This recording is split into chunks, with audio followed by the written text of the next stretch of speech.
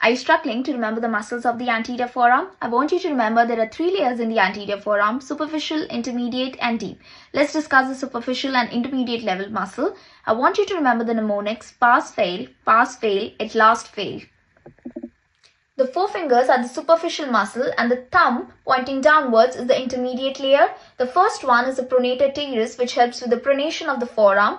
The second one is the flexor carpi radialis, which is towards the radial side and helps with the flexion of the wrist and the abduction of the wrist or the radial deviation.